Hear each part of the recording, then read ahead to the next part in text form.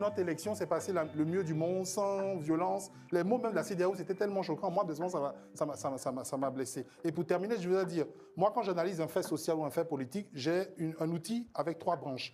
La moralité, la pertinence et la légalité. En termes de moralité, le 4e mandat, c'est 0%. En termes de pertinence, le 4e mandat, c'est 0%. La légalité encore, on peut toujours, parce qu'on sait comment, est-ce qu'on a dû faire des acrobaties d'interprétation juridique pour y arriver. Donc, que ce soit M. Macron, qui n'est pas un grand démocrate, M. Trump, qui est peut-être le pire même président des États-Unis, je ne sais pas pourquoi il faut être heureux des félicitations. C'est juste une tradition diplomatique et il n'y a pas de quoi être fier. Pour moi, l'opposition en général, et en particulier, ne sait pas où elle va. La preuve, même actuellement, ça a une des conduites créer des frictions entre... Non, on ne parlera pas de sa ligne de conduite. Maintenant, ce que je vais dire, en fait, je ne sais pas pourquoi le PPACI est choqué. En 2000, comme l'a dit mon frère Bayala, nous savons tous que pour asseoir son pouvoir, le président Gbagbo, il a fallu qu'il s'appuie sur cette l'ami socialiste qui était là.